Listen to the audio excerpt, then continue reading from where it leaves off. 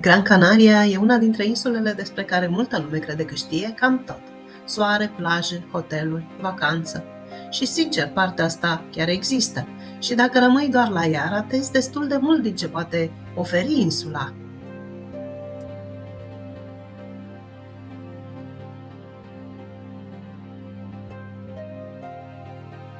Așa că astăzi vom vorbi despre un loc pe care mulți oameni îl ratează.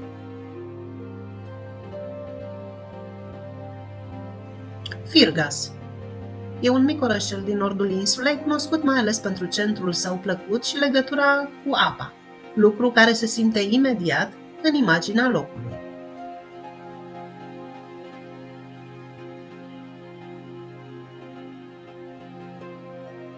Nu e genul de loc care apare primul în toate topurile turistice și exact de asta am ales să-l includ în acest clip.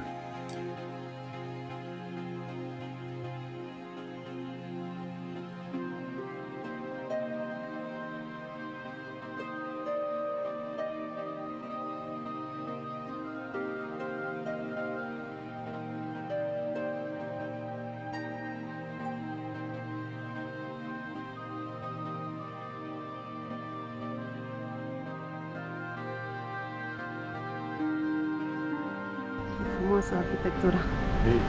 Da. Oricum, e bine că nu este vârf de sezon.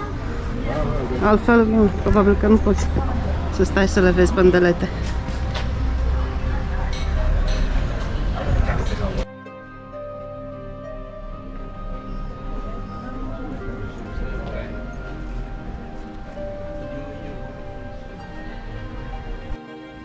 Vulcanul din Tenerife. Înălțimea maximă 3718 metri. Oho. Da, văd că are zăpadă. La Palma nu e așa înaltă, 2423, dacă poți să zici că nu e înaltă. Când de la noi Carpații au până în 2500 de metri sau pe acolo. 2544 vârful moldovean. La Gomera, mai micuță, 1484. Toate insulele Canare în reprezentare ceramică. Și Gran Canaria și Firgas. –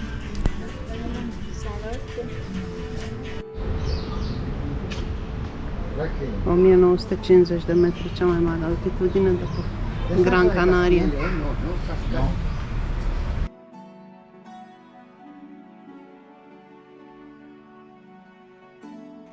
Ce vezi aici? În primul rând, este un centru mic, ușor de parcurs, cu străduțe și locuri care au un farmec simplu, fără să pară aranjat special pentru turiști. Zona cea mai cunoscută este promenada cu apă și ceramica decorativă, unul dintre acele locuri care arată bine pe cameră și dau identitate clară localității. În plus, din Firgas, poți prinde priveliști frumoase către nordul insulei.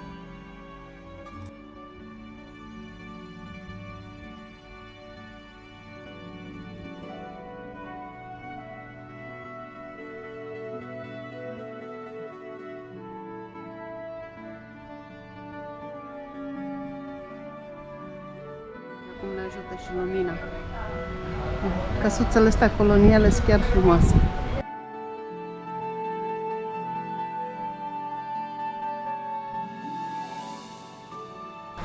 Ok. Hai să ridicăm drona.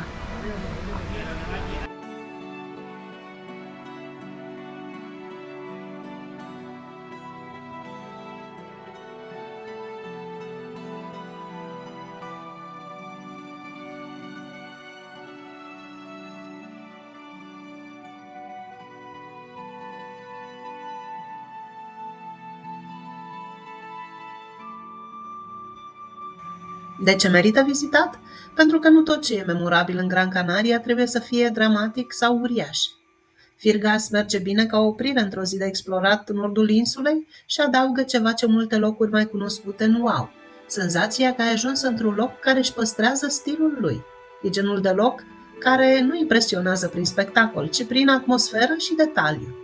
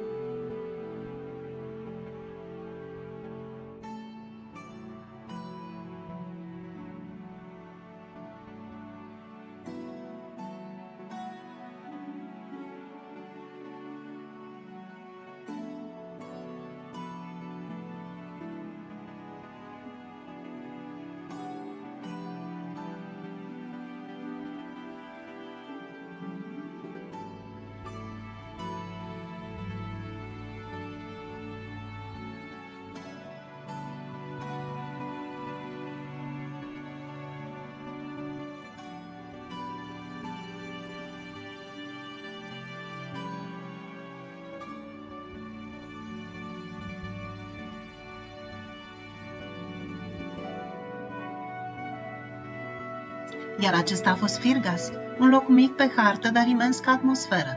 Străduțele liniștite, apa care curge peste mozaicuri și priveliștele care parcă nu se termină îți dau senzația că ai descoperit un loc pe care mulți nu-l știu. Și poate asta este frumusețea lui. Nu încearcă să impresioneze, pur și simplu o face.